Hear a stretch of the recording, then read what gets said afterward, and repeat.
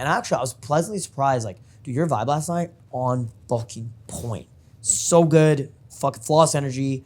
Your game was tight. I was very, very impressed. Especially considering it was first night. You too, bro. Like, I was pretty impressed with you the entire night. Because it's like, when a lot of times you talk to me, you're kind of like a robot. When you talk to the girls, it's like, you like turn on. I'm like, what the fuck? It's kind of trippy, right? Now, that is a good thing, but it's not a good thing. Let me explain why. Because that means you're doing game, but you're not being game. Does that make sense? Like, you're doing pickup, right? But you're not that person internally. Do you understand that? Yeah. And that's a huge fucking issue, right? Because when it comes to doing business with people, when it comes to building male friendships, right? When it comes to maybe even family relationships, right? You know, or when it comes to long-term relationships with women, maybe at first they're like, wow, this guy's really cool. This guy's so fucking dope. I really like him. I feel safe with him. I feel comfortable with them. They have drinks. They suck your dick. Then they go on a third date, a fourth date, a fifth date. And they're like, huh, wait a second. There's something off about this guy. That's totally, it's like my life story. Well, how do I know? Right? I've hung out with you for a day. We've never really hung out, actually. Right? We've talked on the phone a couple times. Right? We've never actually hung out. But I can see it. Let me ask you a question. Who's more socially intuitive, men or women? Women. Why? They take care of children. Women are approached by guys all the time. That's the correct answer. Women are, what age do women start getting hit on? I would say fucking elementary school. Like 5 years old? Yeah, like the weird, creepy uncle is like, hey, sweetheart, come sit on my lap, right? Yeah.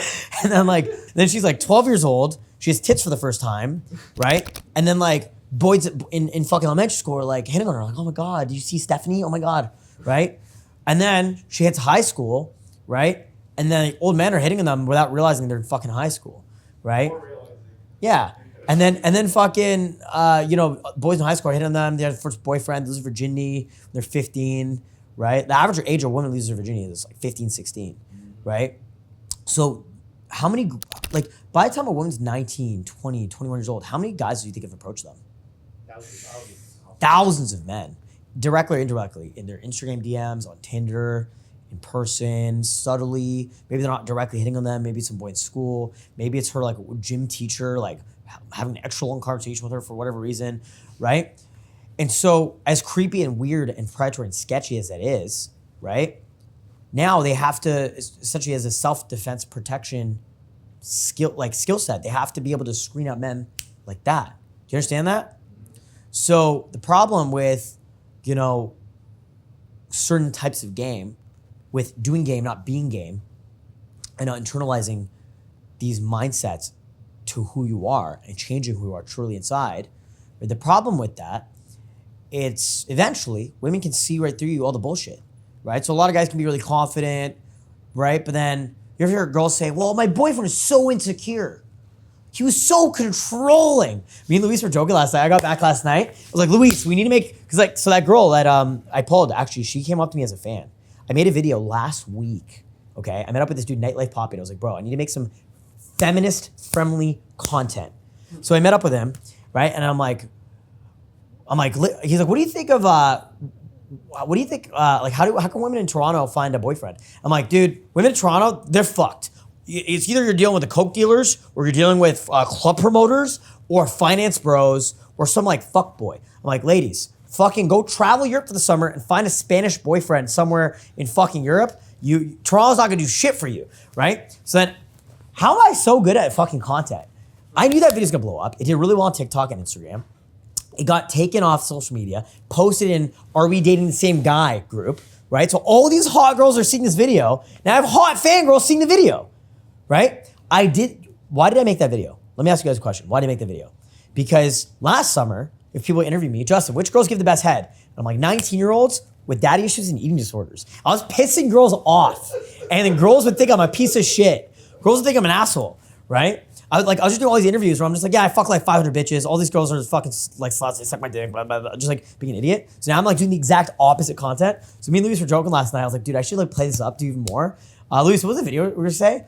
We're saying that girls, are you stuck dating a controlling boyfriend? Is not letting you go out to the club? She's like, fuck this guy. Just like, Do is send me a DM right now. We're gonna put your boyfriend to the test and see if he's controlling.